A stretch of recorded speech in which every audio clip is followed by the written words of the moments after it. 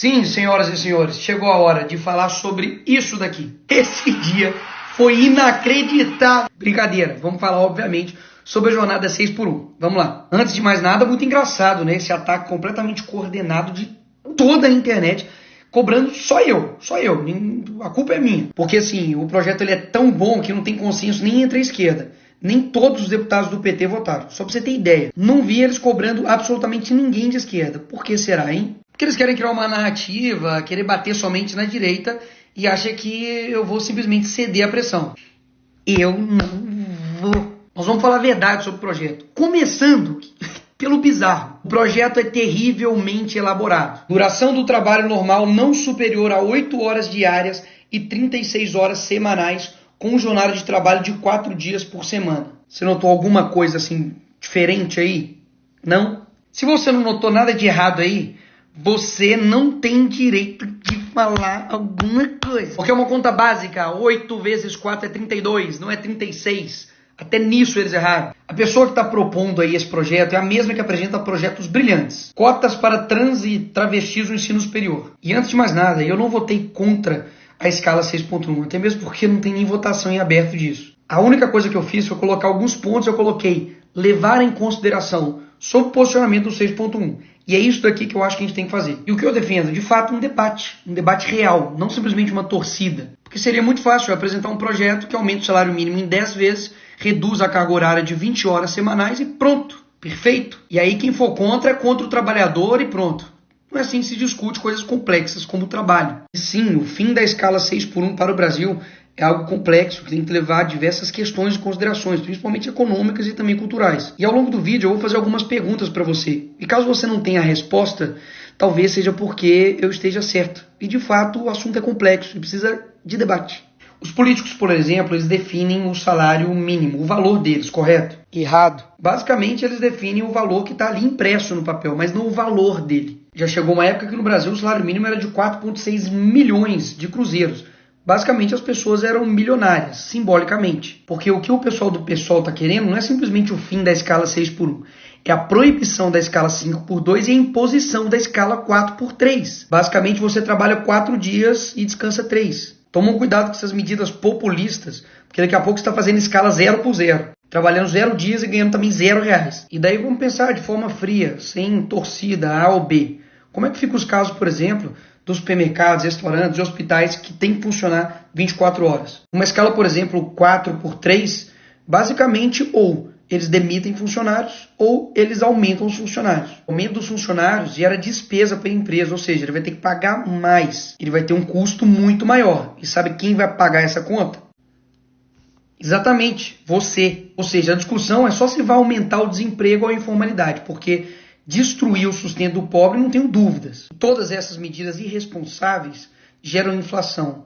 E inflação gera aumento de tudo. A notícia de agora, preço de alimentos já sobe mais do que o dobro da inflação esse ano. Ou seja, esses efeitos aqui atacam a todos, mas principalmente as pessoas mais humildes. E o que vai acontecer quando essas consequências virem? Porque elas virão. Uma coisa eu tenho certeza, não vai ser culpa da esquerda. Pode ter certeza. Porque na época da pandemia fez isso aqui, ó. Faça sua parte, fique em casa, economia a gente vê depois. Porque depois desse sloganzinho bonito que preencheu o coração de todo mundo, esse aqui foi o resultado da pandemia. O supermercado subiu 31%, conta de luz 33% e gasolina 44%. E depois, o que aconteceu? A culpa foi de quem? Do Bolsonaro. E aí, se depois de aprovado o fim da escala 6x1, colocado 4x3, sem nenhum tipo de responsabilidade, errando conta matemática no projeto, não tendo a mínima ideia das consequências econômicas, tudo isso que eu falei aqui ia acontecer. Desemprego, inflação. E aí, a culpa é de quem? Aí eles inventam, meu amigo, a culpa é minha. A culpa é Nicolas, que botou a peruca. A culpa é da peruca. Aí depois que você escolher um alvo, é só criar a narrativa. Para isso, umas pitadas de manchetes compradas, efeito peruca. Fome e desemprego se alastra no país. Uma gotinha de páginas de fofoca para poder te queimar. Urgente, peruca de Nicolas destrói famílias e economia no Brasil. Qual a sua opinião? E por fim, uma colher de tiktokers que não sabem de nada te detonando. Sobre o Nicolas Ferreira e a peruca destruidora. Voilá, pronto, você tem uma narrativa criada. E eu preciso relembrar isso aqui para você, porque o Partido dos Trabalhadores, a esquerda que ama o trabalhador, simplesmente se lixou para você, trabalhador, durante a pandemia.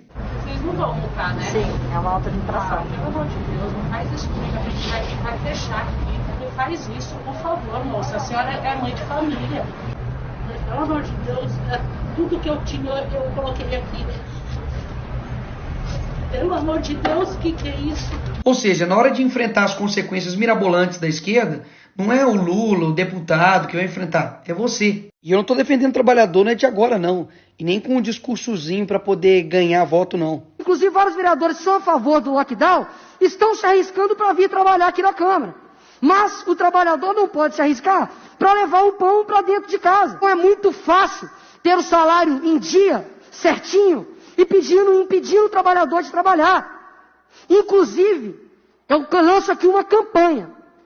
Político que é a favor de lockdown, adote um desempregado e pague as contas dele. Obrigado, presidente. Essa época escancarou para todo mundo o tanto que eles estão se lixando para você. E agora eles são os únicos preocupados com os trabalhadores. Entenda, a esquerda faz de tudo pro voto. Tudo. E amam vender um discurso fácil. Para de comprar isso, que o Brasil vai para frente. Vai por mim. Mas vamos continuar. Será que esse pessoal realmente está preocupado com o dinheiro público, que é o seu dinheiro? Vamos ver. 1,5 milhão tá quase de fundo, que é o seu dinheiro, basicamente sendo usado para poder financiar a campanha política. Glauber Braga aí também, ó, que fez desafio para os bolsonaristas, dá só uma olhada também. Quase também 1,5 milhão também, ó, do PSOL, Partido Socialismo e Liberdade. Gasto seu dinheiro da forma que eu quero. E essa galerinha que fala que a gente não trabalha, etc. Fazendo um rápido comparativo aqui entre o Glauber, que apresentou 120 propostas e 0 relatadas, eu tenho 205 e 2 relatadas. Ou seja, eles amam os números, falar de projetos, etc e tal. Tá aí os números. Eu, inclusive, tenho 30 projetos de leis apresentados, que eu vou postar no meu Instagram agora, pode ir lá ver. E não tenho nenhuma falta em plenário. 0. Ou seja, aqui vai um ponto interessante. Eu tenho visto muita gente indignada com o Estado, mas muitas vezes não sabe se expressar. E basicamente quer colocar no bolo todo mundo. Imagina se eu falasse que todo policial militar não trabalha, ou que todo advogado é arrogante, ou que todo jogador de futebol é metido. É verdade? Não seria verdade. Ou seja, da mesma forma como eu também fiquei indignado que o gasto público é absurdo, com coisas mirabolantes, você precisa entender que nem todo político é como eles. E esse é um dos motivos que literalmente eu entrei, por exemplo, para a política, para poder mostrar que dá para fazer algo diferente. Caso contrário, só vai realmente ficar essa mesma galerinha aí. Eu vou te mostrar quem é essa galerinha aí. Galerinha que fala mal de empresário, que mete o pau, fala que eles são malvadões, etc. Mas que na hora da campanha eleitoral, o FHC, o Lema, aquele mesmo bilionário que quebrou Americanas, está financiando candidatos do PSOL, do PCdoB e do PT. Essa galerinha do PSOL, do PT, da esquerda, que adora acusar a direita de ser contra o trabalhador, está dando poder para bilionário e empresário para comandar, sabe o quê? A educação do nosso país. Eu também fico puto com a diferença de salário de um deputado, de um senador, um trabalhador comum do Brasil. Mas, concorda que eu não tenho culpa do salário que é de deputado. Agora, onde está toda essa indignação quando, por exemplo, na Lava Jato, o esquema de corrupção aconteceu no governo do PT, que quebrou quase 5 milhões de empregos? Onde que estava esse pessoal? Cadê a indignação deles quando o STF está gastando 1 milhão em lagostas e vinhos? Cadê a indignação quando o judiciário do nosso país custa 132 bilhões do nosso dinheiro? Ninguém tirou mais dinheiro do bolso do pagador de imposto do que o Lula. Só esse ano foram 3 trilhões em impostos arrecadados.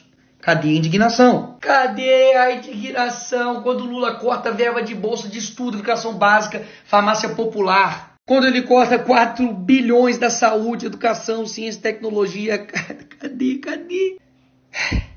Cadê a indignação quando o Lula colocou 37 ministérios e agora já está com 40? E eu votei contra isso. E o PT, a esquerda inteira, votou a favor disso. Quem sustenta esses ministérios? Adivinha? Você? E todo esse tempo eu estou aqui com o meu papel de deputado federal fiscalizando, cobrando disso. Aí agora, magicamente, o problema todo é meu ou da direita e eles estão assim, tranquilos, são virtuosos. Eles querem sinalizar virtude, debater, gritar, mas na verdade não tem nada de concreto para a vida do trabalhador, uma mudança real, não tem. Até mesmo porque é o próprio PT que defende isso aqui, ó. Aumento de IPTU e ISS para cadeias de lojas, redes e bancos. Ou seja, é aumento que no fim das contas rebate em você. É a forma tributária aí do Lula que só está encarecendo as coisas. Boulos, que é uma figura aí do pessoal, gastou 80 milhões, é quase esse dinheiro todo, de dinheiro do fundo eleitoral, para poder fazer campanha. O Lula só nos primeiros meses do ano já gastou 170 milhões em cartão corporativo. Está gastando quase 1 bilhão da sua grana com publicidade em pleno ano eleitoral. Ô, coincidência! Já gastou mais de 3 bilhões só com diárias e passagem, viajando ao mundo. Só na África foi 200 mil reais da sua grana para sustentar lá o pai dos pobres. Gastou 216 mil reais para ficar em hotel de luxo, enquanto o Palácio da Alvorada estava sendo reformado. E eu denunciei isso. Você acha mesmo que esse pessoal está preocupado com você? E você acha mesmo que todos os problemas sou eu ou a direita? Poxa, não dá. É inegável que a escala 6x1 é exaustiva para o brasileiro. Mas a gente precisa debater. E não é porque eu não trabalho nessa escala que eu simplesmente não devo ser ouvido ou eu não devo abrir o debate. E é isso que eu quero fazer e é o que eu estou fazendo aqui. Só que eu vou te levar ao problema real. E não vou ficar falando coisas simplesmente para poder te agradar ou para eu ter votos. Muita gente falou, Nicolas, toma cuidado, não faz esse vídeo, é muito sensível. Eu sei que é sensível, mas eu acredito que todo mundo tem uma capacidade de entender as coisas. E é por isso que eu estou falando aqui com você. Eu sei que você já ouviu que o brasileiro produz muito pouco. E olha, o brasileiro leva 1 hora para produzir o que o americano faz em 15 minutos. E por quê? Será que é porque o brasileiro é preguiçoso, ele não trabalha? Claro que não. Você sabe disso, você trabalha pra caramba. Um dos motivos é que o brasileiro demora 1, 2, 3 horas para chegar no seu serviço e mais 2, 3 horas para poder voltar. É claro que vai perder a produtividade dessa forma. Você praticamente perde seu tempo inteiro somente em trânsito. Só que esse tipo de coisa acaba passando batido. Porque a gente está tão acostumado com um transporte público de merda desse que, enfim, ficou normal. A criminalidade atrapalha também a produtividade do brasileiro. Porque afinal de contas, ele está lá parado no ponto de ônibus e vem um bandido e rouba o celular dele, que ele dividiu em 12, em 30 vezes. Se ele passa mal, lascou. O cara fica lá 8, 12, 1, 2 dias parado para poder ter uma consulta. Quando chove, a rua da sua cidade fica dessa forma, uma porcaria. É uma linha de asfalto. Claro que isso também atrapalha a produtividade. Se você tem um carro, você vai ter gastos com ele, porque não tem carro que sobreviva a isso aqui. E gradativamente dessa forma, durante o seu dia você não percebe. Mas o Estado está te ferrando. Então eu concordo, o debate é muito mais do que simplesmente direita e esquerda. É sobre um Estado preguiçoso, grande, que te suga e não te entrega nada. E o responsável por executar tudo isso é o poder executivo. E eu não vou falar a resposta não, você responde aí na sua casa. Nos últimos 30 anos, qual é a ideologia que predomina nos poderes executivos? Presidente, governador e prefeito. Então, ou seja, o buraco é muito mais embaixo. E pessoas assim, que têm essa postura, quando alguém não concorda 100% com essa pessoa e discorda, ela passa a ser traidora, ela passa a ser uma inimiga. Muito dificilmente desse tipo de gente vai vir alguma coisa que realmente vai te ajudar. Neymar tem um salário de 21 milhões por mês. Temos aqui derrotar o Bolsonaro e taxar as grandes fortunas. Esse tipo de gente que vai te ajudar? Sério mesmo. Gente que fala mal do Neymar, tô brincando, mas gente que tem um pensamento tão esdrúxulo assim, que basicamente tem um ódio, tem uma raiva de empresários, de quem gera emprego, de quem gera renda.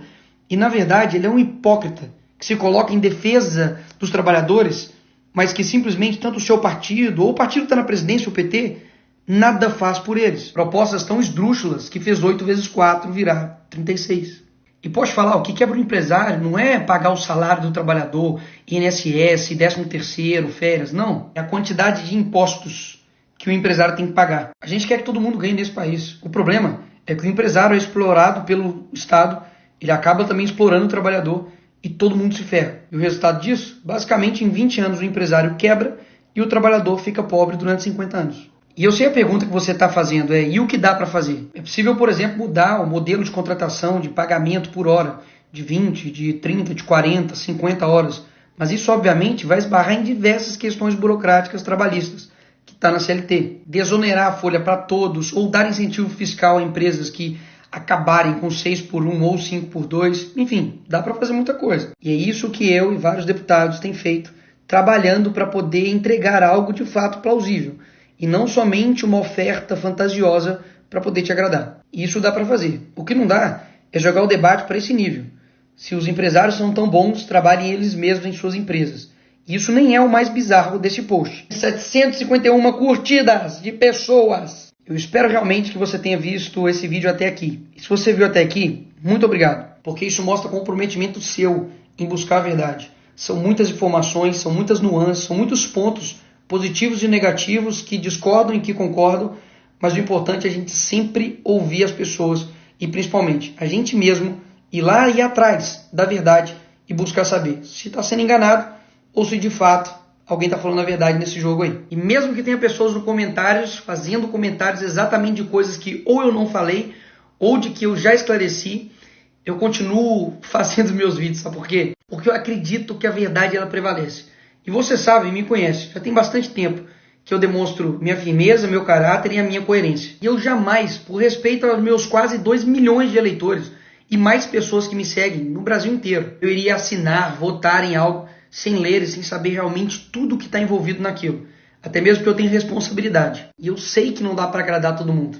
E esse nem é meu objetivo. Mas mesmo aqueles que não se agradam comigo, agora sabem a verdade. E por fim, se você vê alguém que está mentindo nos comentários, responde ele, vê o vídeo, para poder mostrar que a gente não quer essa minoria barulhenta que só atrapalha o debate. Tchau.